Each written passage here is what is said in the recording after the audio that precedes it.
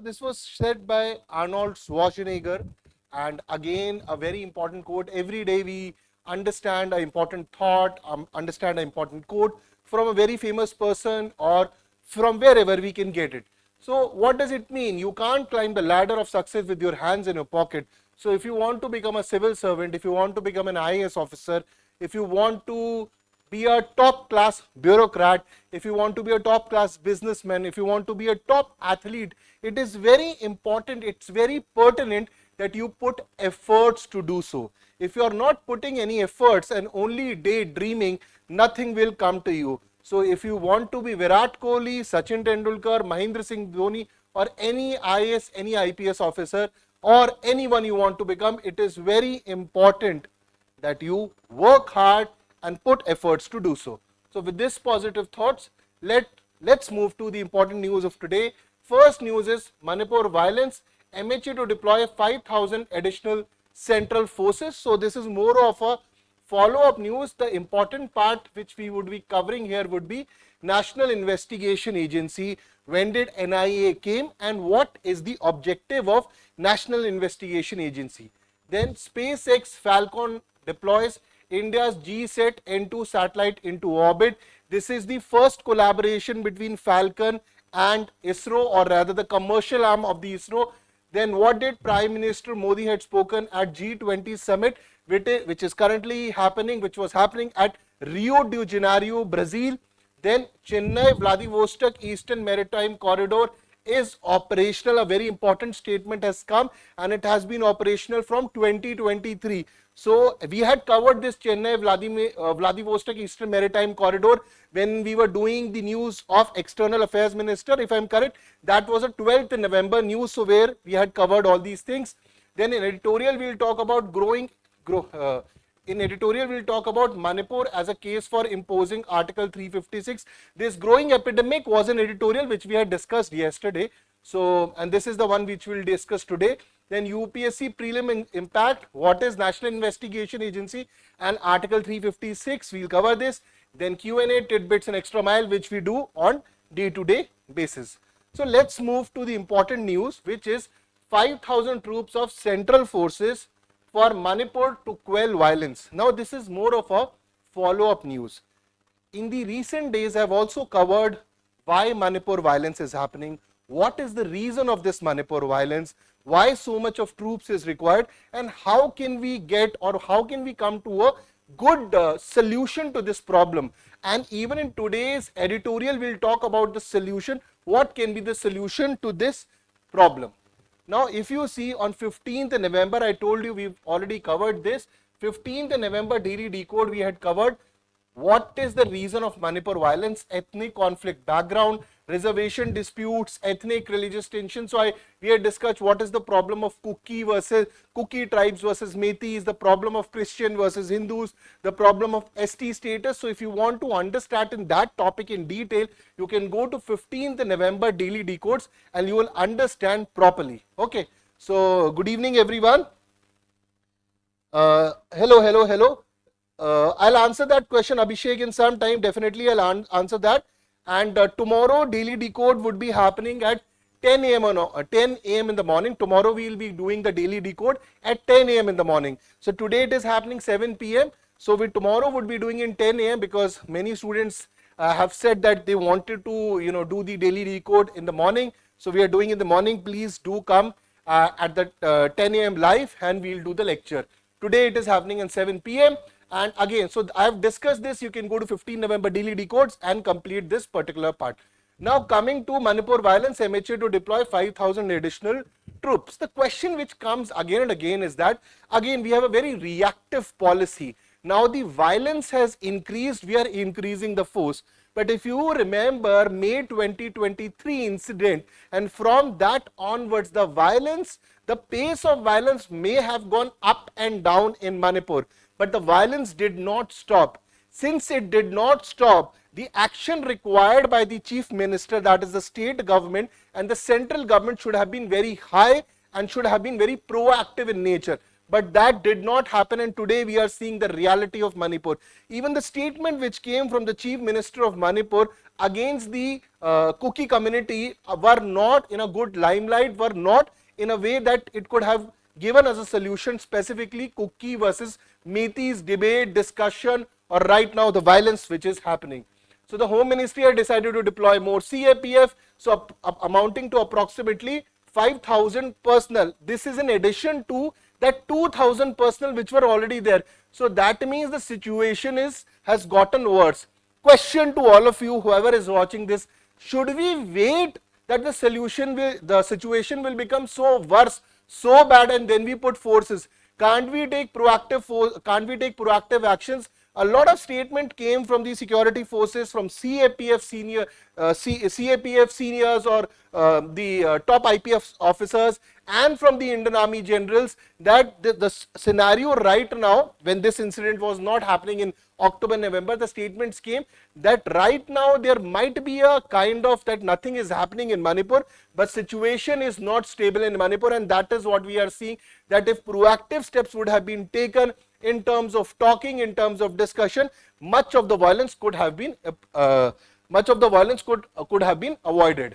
Okay, since November 7, 22 people have been killed in a fresh wave of violence in Manipur. So we have crossed this violence now more than a year. A 2-member inquiry committee has also been put, which is basically investigating the killing of a Meitei protester. The incident involved special commando team led by Colonel Nectar Sanjay. He is a retired colonel, and now he has been asked to relieve of his duties till the investigation is going on. Now, adding to this, 3 violent crimes involving women and children since November 7th have been handed over to National Investigation Agency for further investigation. Okay. So, moving further into this, let's understand what is National Investigation Agency. Again, NIA was needed in the country not because only after 26/11 attacks, Mumbai terror attacks happened. Terror attacks on India has happened for a very long period of time. But again and again I keep saying I'm an internal security faculty also. I keep talking about this on for that matter on security aspects, that we have a very reactive approach on security incidents. Not only security, even if you see economy and many other places, lot of our solution comes after the damage has been done. Similarly, National Investigation Agency came after the 26/11 attack. Nevertheless, it has been a good agency. It's a central counter-terrorism law enforcement agency of India. It works under Ministry of Home Affairs. It came after 26/11, after the 2008 Mumbai terror attacks, that is 26/11 attacks. It was established under National Investigation Agency Act 2008, and its headquarters is in New Delhi with almost 18 branches across the country. Further, it investigates and offenses that affect, that means what it would affect, sovereignty and integrity of India. That means offenses or operations or anything which targets sovereignty and integrity of India, that will come under the NIA. Security of our country, friendly relations with foreign countries. So if it investigate and prosecute offenses that affect. So any offense which targets sovereignty and integrity, offense security of our country, offenses which can target friendly relations with the foreign country, offenses which can target our implementation of international treaties, agreements, that come under the prerogative of National Investigation Agency.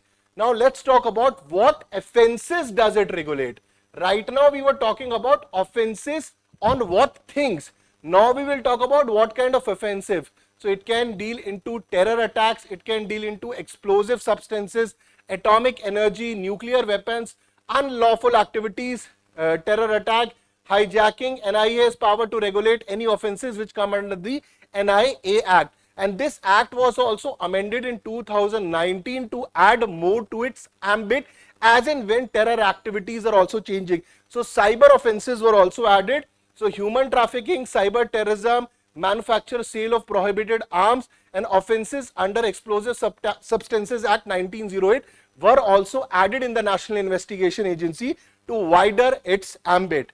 And if you are clear, NIA was also very much involved during the abrogation of Article 370. Okay. So moving to the next news of today, that is SpaceX Falcon 9 deploys Indian satellite into orbit. So this is the first collaboration between ISRO and SpaceX. Okay, so first kind of collaboration in terms of space which is happening between India and SpaceX owner Elon Musk, or Elon Musk company SpaceX. So India's satellite, that is GSAT-20 communication satellite, was successfully launched by SpaceX Falcon 9 rocket from Cape Canaveral Space, which is in Florida. This marks India's first collaboration with SpaceX. First important fact. Second is that it is a Ka band high throughput communication satellite, which is also known as HTS capacity with 32 beacons. That means they would be able to give and take more data in gigabytes. So these are much more powerful satellites compared to other communication satellites. So this Ka band HTS capacity with 32 beams having pan-India coverage, including Andaman Nicobar Islands and Lakshadweep Islands. So these Ka band HTS satellites would have gigabytes of capacity, much better than your regular communication satellites. And this deal was done under the New Space India Limited, which is the commercial arm of ISRO. So this is more of a factual news. This also talks about the integration of business which is happening between India and the America. And with Donald Trump coming into power, Elon Musk mostly is left hand or the right hand, whichever hand he is, because currently Elon Musk is very, very close to Donald Trump. Rather, he was still staying at the place where Donald Trump won the election and he was celebrating. And so Elon Musk was there and Donald Trump family is calling him uncle now. So in that context, I think in the future, Donald Trump should push for a lot of business orientation around Elon Musk companies and India integration. It might go good for us, only future will tell, but I feel in the coming time, the investment of Elon Musk will or should increase in India, specifically regarding the satellites. Already we are seeing some kind of tussle which is happening between Ambani, Elon Musk and India. Next important news is coming from Global South hit by food, fuel and fertilizer crisis.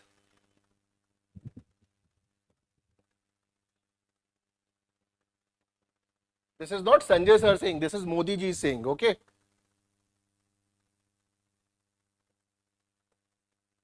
Okay, this is exactly what he has spoken at G20 Summit. G20 Summit 2023 happened in India. 2024 is happening in Brazil, in Rio de Janeiro. Okay. So this is the location. This is the location where your G20 Summit is happening. Now you must be, wondering why I've also taken Lima, Peru, because recently the APEC Summit, where Joe Biden and both Xi Jinping were there, that also got concluded at Lima. So that was around, I think, 1 or 2 days back. So APEC Summit, Asia Pacific Summit, that happened at Lima, and now the G20 Summit at Rio de Janeiro. So both locations are important from map point of view, so covering them. So Indian PM addressed the G20 Summit at Rio de Janeiro and he was emphasizing on some particular things. What was that? Food shortage, fuel shortage, fertilizer shortage. He said these are the three major shortages, and then he said we need to focus on global south. Now you need to understand, when I say global south, there are a lot of countries, generally geographically people will say that global south means countries in the southern hemisphere which are very poor or they have not been able to have a huge amount of development. But if you see India and China, both of them are actually in the northern hemisphere. But so strictly speaking, global south is not a geographical term. Global south, most of the country which comes in global south have been the victims of imperialism, poverty, and food, hunger and all these problems, and they are still in developing stages. And in the coming age which is, in the coming decades, coming age of next 20, 30, 40 years, the major development will happen in global south.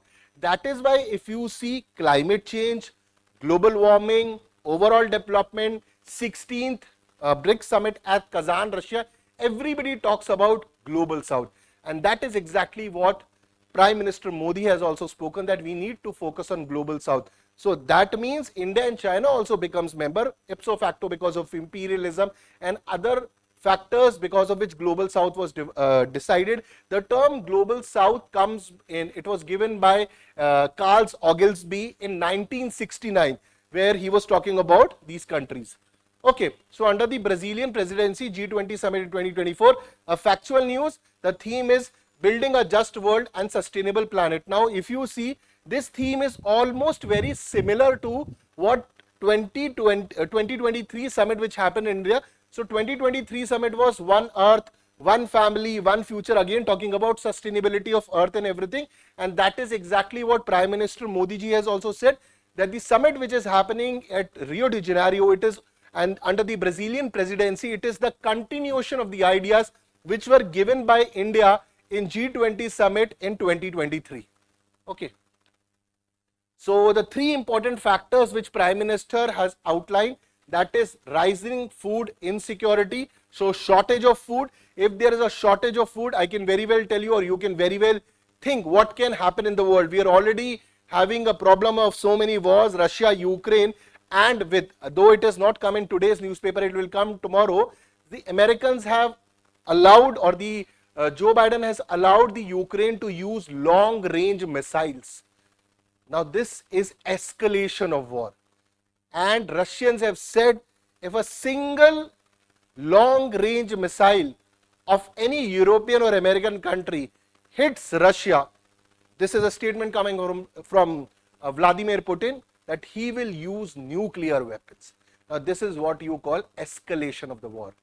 And since right now Trump has not taken over the presidency, and he will take the presidency officially in January 2025, whatever Joe Biden does, or he gives the weapon to Ukraine, this is a huge escalation. Already the horizontal escalation is happening with coming of North Korea in the war, the third party to join the war, and with this it can lead to World War III. Obviously, this is what many of the geopolitical analysts say. Eventually, it works on a lot of realities what will happen. We would be covering this news tomorrow, because I think it should come in tomorrow's newspaper, that giving of these arms by Americans to Ukraine, it is not at all a good news. Already the horizontal escalation is happening in Israel war. So vertical escalation is that, you go, so for example, I'm using a gun, then you will use a missile, or for example, I've used a gun, you use a tank, then I use a missile. This is vertical escalation of weapons. What is horizontal escalation? That, it was only Russia and Ukraine fighting. Now suddenly North Korea does. And if Russia fires a missile on some European countries, and Germany and France troops also come, so this is horizontal escalation, and horizontal escalation can lead to a war. So in all these scenarios, coming back to today's news, the food security, fuel and fertilizer cost, economic instability affecting millions would increase, and it will escalate like anything. And that is exactly what Trump is talking about. Stop the wars. If you don't stop this problem, these three problems with Modi ji is talking about, it will skyrocket. Trust me, it will skyrocket. And today when I am taking this lecture, you will see the ripple effect of it. If this war increases, the prices, inflation, everything will increase in India also, because it will have global consequences. Okay.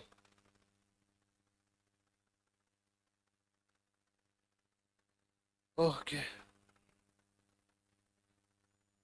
I'm working on the the lights part, but I still think it is much better. We'll work upon it.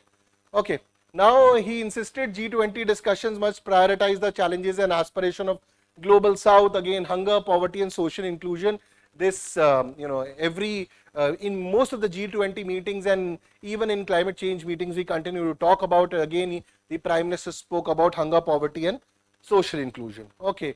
So the first day witnessed the launch of Global Alliance to Combat Poverty and Hunger, supported by 80 nations. It was a commendable initiative, as said by Prime Minister. I hope that this initiative which is taken, it reaches the conclusion, it reaches what it wants to achieve. So India, the statements were given by India also, like what has India been able to achieve in food security and social welfare. So these are certain numbers and facts which you can also use for your UPSC mains answer. India has distributed free food grains to 800 million people, 250 million people are out of poverty. Over 550 million people are benefiting from world's largest health insurance scheme, and our senior citizens which are over 70 years of age will now have free insurance, free health insurance. This news we had covered in Daily Decodes. I think this was around one and a half week back.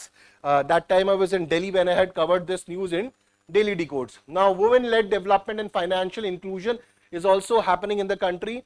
300 million women micro-entrepreneurs have been linked to banks and provided access to credit, that is direct benefit transfer, focusing on inclusive development, which includes women entrepreneurs, and focusing on over and holistic development of women and focusing on women empowerment.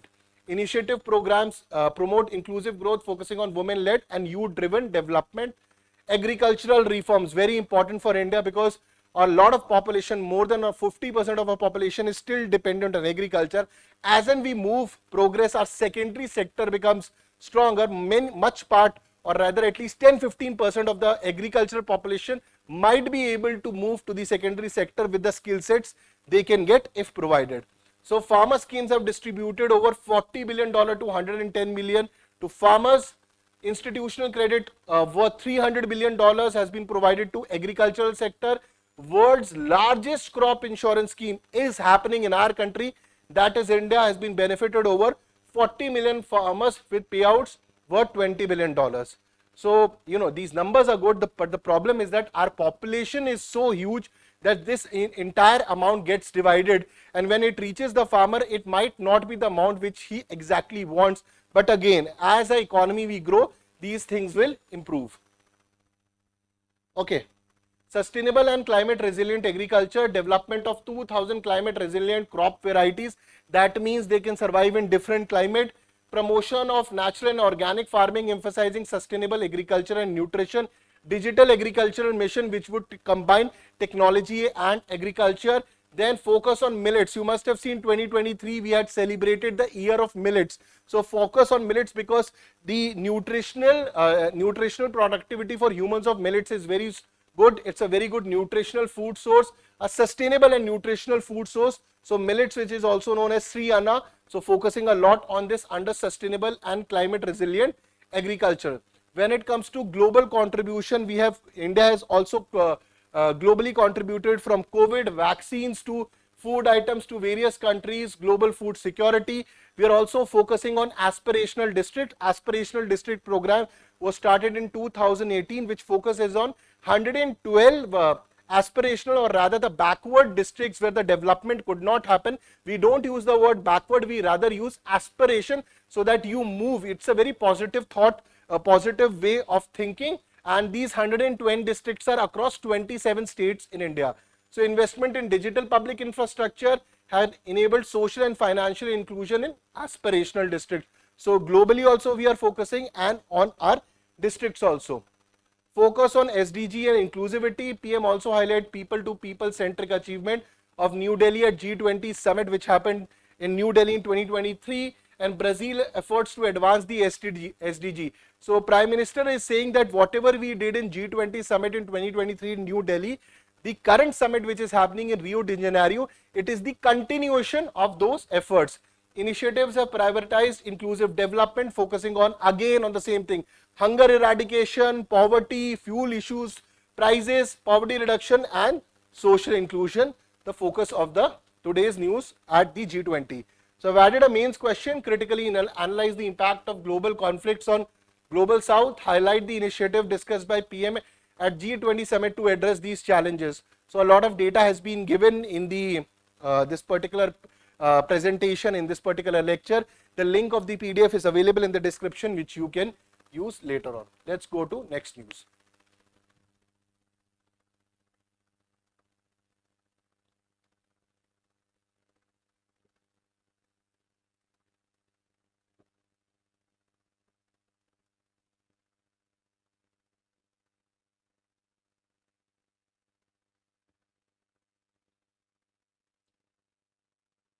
Okay.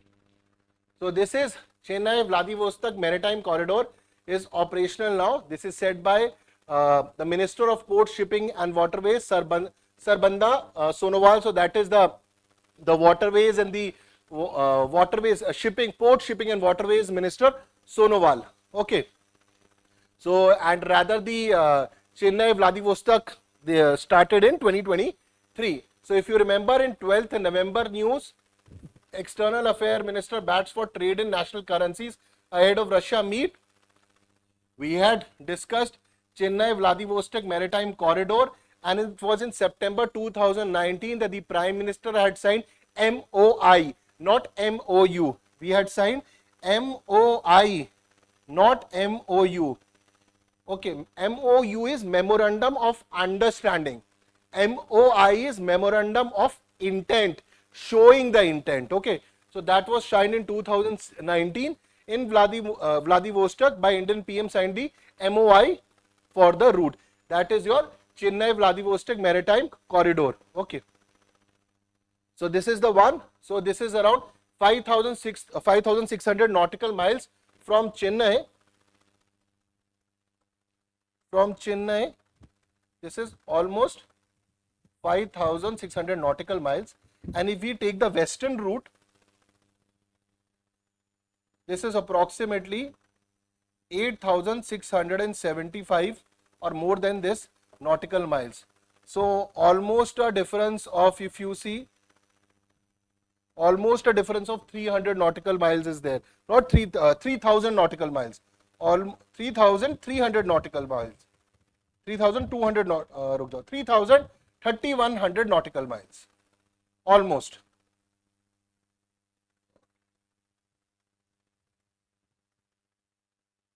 Oh, sorry, 3,000, I was correct. Being, doing mathematics problem out there, I'm sorry. Okay, so around the difference of 3,000 nautical miles. Okay. How much darkness in the line? Okay. Next question was, respected sir, I want to know what qualities should an aspirant indicate himself to be a good IB officer. See, for example, you go for UPSC interview or you go for even for an IB interview. See, when you talk about specifically, since you have asked a question on IB, so I would say you need to be, very smart in thinking in terms of, if you're talking about interview stage, your critical analytical thought process should be very smart. Your knowledge on internal security affairs should be very good. Though if your international relations is also good, that would also help. But internal security issues needs to be top notch to understand what is happening in the country, specifically Jammu and Kashmir, or what is happening in Northeast or many other areas. Second, I would recommend critical analytical thought process, I've said, and I think these are two major things which is coming right to my mind, because it's been some time, I've answered the IB question because mostly today I'm answering the UPSC questions these days.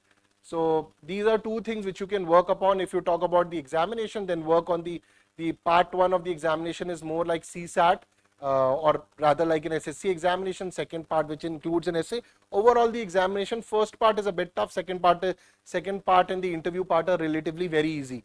Okay, so if you have the knowledge about what's basically happening in the current country, current affairs, you will be able to excel in it. Okay. Now moving to the next part, Chennai-Vladivostok Eastern Maritime Corridor operational Sonowal. So Chennai-Vladivostok Eastern Maritime Corridor has become operational. It has been operational from 2023 onwards, and Sonowal, that is the Minister of Port, Shipping and Waterways, also highlighted India's ambition under Maritime Vision 2047, where we focus would be to become the world's best maritime nation across all indices. What are those indices? Port operation, cargo handling, shipbuilding, maritime legislative reforms, and certain steps are also being taken to do this. Why we are focusing so much on maritime vision, becoming world's largest, world's best maritime nation across all indices? Because when this happens, a lot of international ships will come to our country. They will dock here. And when they dock here, when they take our services, we would be able to make a lot of money. First point. Second, as India advances in the coming decades and generation, the amount of import and exports would also increase towards India. It is already happening right now.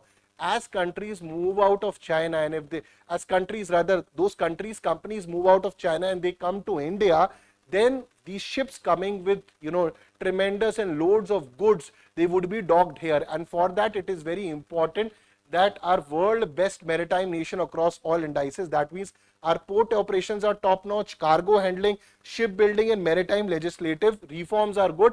These kind of legislative reforms, that means it has ease of doing business in India. The rules and regulations are friendly to these companies, to these shipbuilding companies. In those terms, it becomes easy for do the business for, and if the business is good, it will help economically, comprehensively, helping us economically and generating more revenue, which would be good for the country. So again, that is the major focus, to become maritime nation across the indices, and that is why the defense of the country, we are getting more submarines and ships also, because this sea lanes of communication, which we say SLOC, this needs to be free, and that is why Quad talks, Quad, that is Quadrilateral Security Dialogue, that has Japan, India, America and Australia. They talk about that free lanes of communication should be there, free sea lanes of communication, because global trade is using these sea routes. When you talk about this global trade which is using sea routes, don't you think we would need good ports,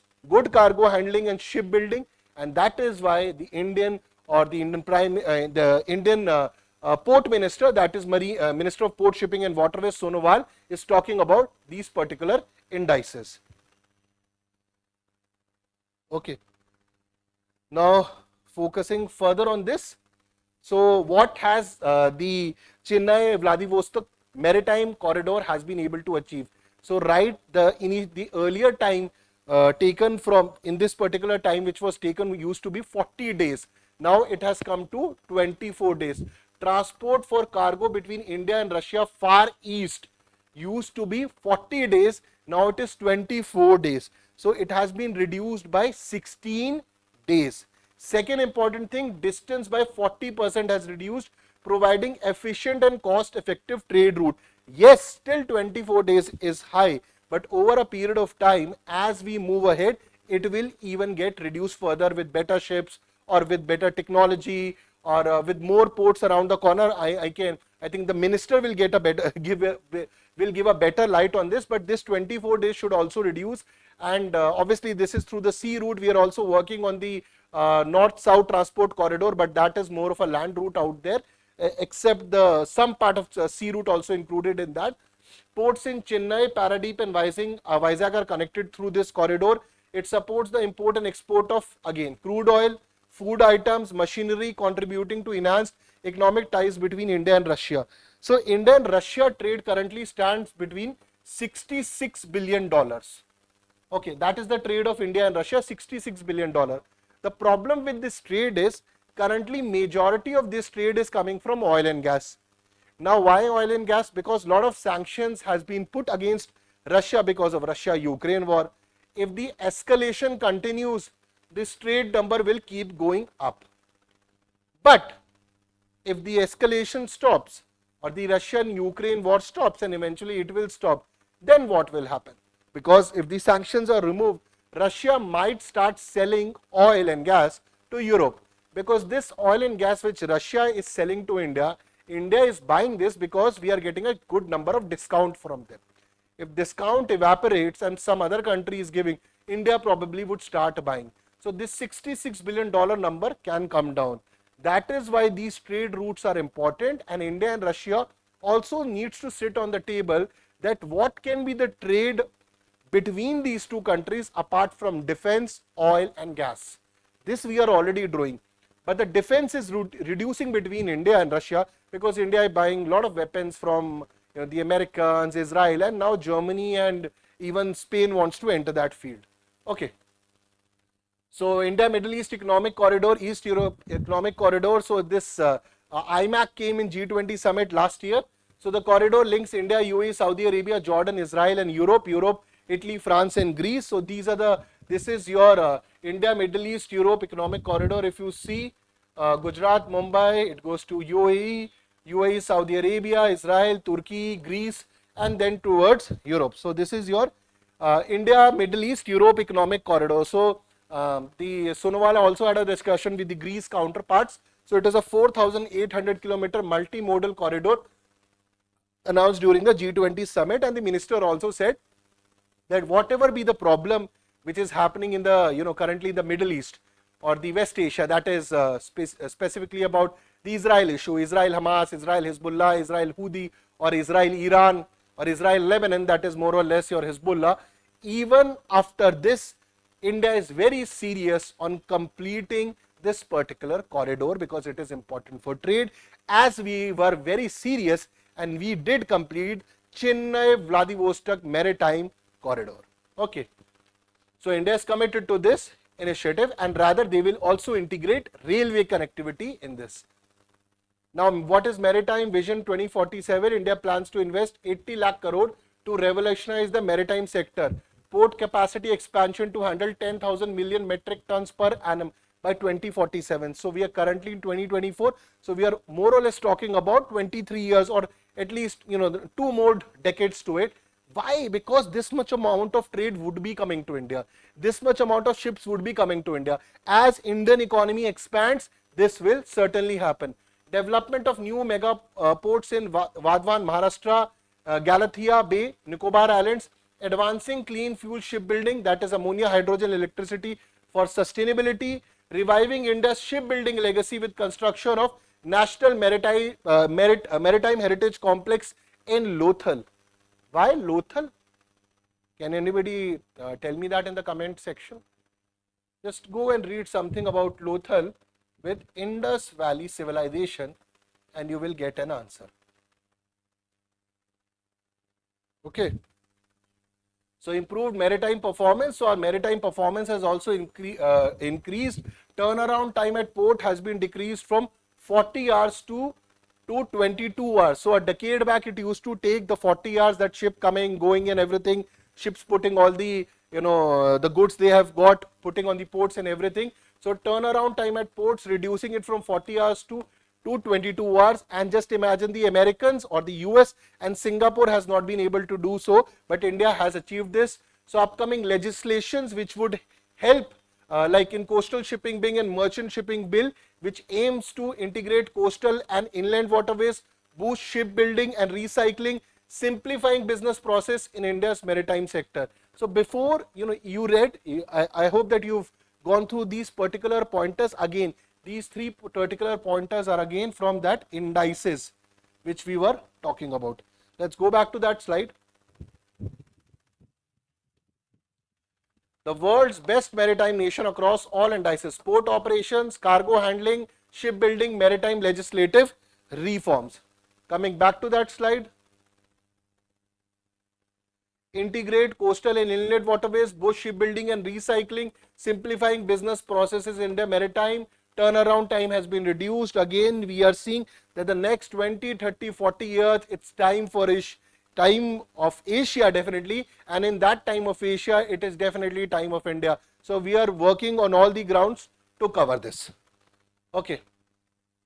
Again, so at the inaugural Sagar Manthan, the Great Oceans Dialogue, these statements were given by the minister at this particular dialogue, attended by 1700 participants from 60 countries. Minister had bilateral talks with Greece Minister of Maritime Affairs also, and that is why the statements came for the IMAC, that is the International Maritime East Europe Economic Corridor.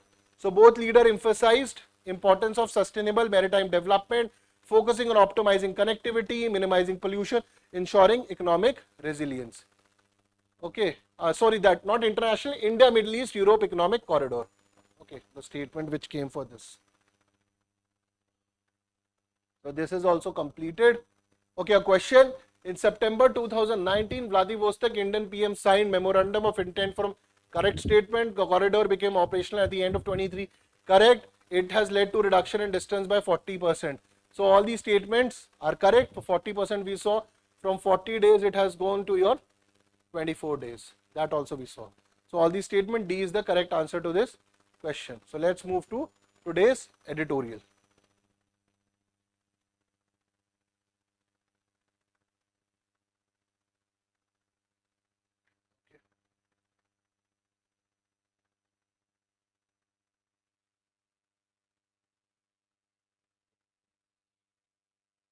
So this talks about Manipur.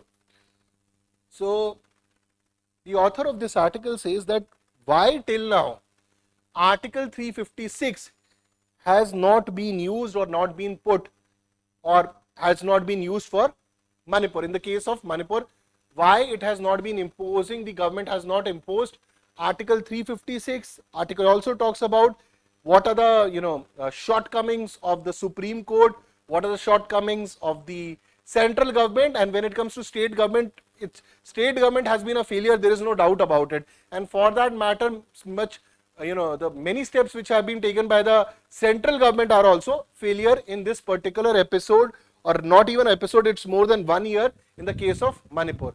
But before we move forward, in the UPSC impact, let's understand what is Article 356 and why the author or this particular article, he's pushing for the case of Article 356 in this particular scenario.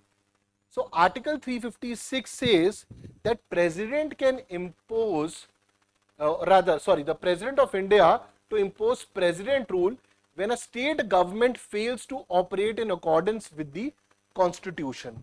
And in this particular editorial, he says that how the Constitution is not being followed and what is the law and order problem which is happening in Manipur, and it is very pertinent that Article 356 be imposed and ipso facto President rule is imposed, which will give a lot of power to central government, and that can be used to solve the crisis of Manipur. That is the intent of this editorial in a nutshell. So Article 356 provides a constitutional framework for addressing governance failure in a state. So again, do you think there is a governance failure in Manipur? I think absolutely everybody, whoever is watching this session will 100% agree. Yes, there is a failure of, the constitutional machinery is not working, government is failing. There is no doubt about that. Now, let's see what has happened till now almost. Ethnic violence between Methi and Kuki communities. I'm not talking about why it has started, what are the reasons, that I've already covered in 12th November session. You can go and watch. Today we are talking about what can be done. So Methi and Kuki communities has resulted in over 250 deaths and displacement of 1 lakh people. So when this displacement is happening, people from Manipur are moving to Mizoram, they are moving to Nagaland, they are moving to Assam, they are moving to different states. And when they move to different states, that movement also leads to problem with these different states, because as and when these people come, again a state has limited resources, again the problem will come, as Assam talks about, that this influx of illegal Bangladeshis have disturbed our ethnic realities, or rather our ethnocentric thought process, or our cultural identities or ethno-cultural identities. It has disturbed, a state has limited resources. So obviously when it is coming from Manipur, they are Indian citizens, they can move. But when the influx of 1 lakh people happen, they are leaving their homes, they are leaving their resources, and at what point of hour and under what circumstances they are going out of their state. So this is a very vulnerable population which can be misused by many miscreants. Okay. Destruction of homes, temples and churches. Now temples and churches also tell you that there is a problem of religion there. There is a problem, and when there is a communal tensions can also be used for radicalization. And that is a different danger, which was radicalization has been highly used in Jammu and Kashmir. So I will not get into that, but it's a problem. Now some horrific incidents. May 4, 2023, women paraded naked by the mobs, and this, there was no statement even from the Prime Minister and the Home Ministry. It's only when this video became viral, and this video became viral later. And when it became viral, it was then the statements from MHA and other ministries came. November 9, 2024, a mother of 3 was raped and killed, with 17 homes were set ablaze. This tells about the kind of crisis which is happening, kind of violence it has happened. And author basically argues that it's a complete breakdown of law and order. I 100% agree on this statement. The inability of state government to function effectively, and that is why he's talking about invoking Article 356 would allow the union government to assume control and restore order, while ensuring, first of all, the deployment troops can be higher and more streamlined decision making can be done. immediate deployment of central forces, comprehensive relief and rehabilitation measures because central government will have more resources, rebuilding of infrastructure including homes and places of worship. This is exactly what author has spoken in this particular editorial, what is happening and what can be done.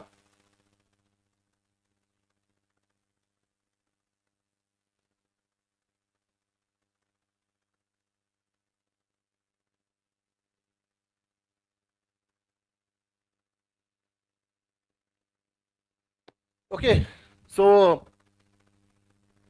ongoing violence since May 23 has created a situation, constitutional breakdown. This is exactly what I've broken. I've broken the entire editorial for you so that you can easily understand. So these are again the statements. This is what he is basically talking about. I've told you in detail why he wants it, and he has also given examples why Article 356 is important, like Dr. B.R. Ambedkar during the Constituent Assembly debates of 1949, why Article 356 is important, and in very important extreme cases of governance failure, it has to be used. He emphasized President can act independently without waiting for governor's report if the demand immediate intervention, and that is exactly the case they are talking about. Okay. H.V. Kamath opposed Article 356, terming it as a constitutional crime. A.K. Iyer and K. Santanam said that inclusion, citing its necessity to protect constitutional and governance during crisis. Ambedkar reiterated its cautious use, highlighting essential for maintaining order in exceptional circumstances. So this can also become a prelims question where it can come match the following. What was H.V. Kamath saying? Constitutional crime. Alladi Krishna Iyer and K. Santanam saying it is important for protection, specifically during crisis. Ambedkar giving essential for maintaining order in exceptional circumstances, and Manipur crisis is the exceptional circumstance. Okay, and the author also talks about how Supreme Court has faced criticism because it's the ultimate protector of the fundamental rights, and how it has not been able to do so, even when it has asked central government to perform a role, state government to perform a role. Both of them are terribly failing in this, failed to prevent escalating violence. Critics argue that judiciary's inability to contain the situation reflects a weakening of institutional strength. That is exactly what is happening. So criticism of central government, you criticize central government, you criticize state government, it is absolutely correct, because even the state government has got the support. It's the central government party only has a government there. So union government under PMS faced criticism for its delayed response despite Article 355, which obligates union to protect state from internal disturbance. Violence has continued unabated. So what happens is that, the problem is that if you remove this government, you are removing your own party's government, or probably it has got the support of other parties also. So it poses a question of your own, how good was your governance there, how you were able to, it will put a lot of questions against the central government and their political party. So that might be one of the reasons they might not go ahead with this. Critics argue that the government inaction has allowed the situation to spiral further, and I don't think so they will put Article 356 there until unless something major happens. Article 355 of the Constitution of India states that the Union of India has a duty to protect state from internal disturbances and external aggression. So internal disturbances are already happening. It has been happening for a very good period of time. Even if you see that May, June, July last year crisis and the violence which happened, there were a lot of reports that some miscreants from Manipur, illegal drugs, trafficking, weapons had come. There was demand of cookie land also at that point of time. So long-term solution needs dialogue between communities to resolve grievances. Again, the state government is very important to do so for this. Inclusive economic development for both the communities, judicial oversight to ensure accountability and prevent future crises. While Article 356 has been historically misused, but it can be used in Manipur in a better way. That is what he assumes. Yes, there is so much of failure of the state government. Lothal Portal City, correct. Manchester of India, Valley Civilization. Increase brightness in your gadget. Okay, I will do it next time. Thank you very much.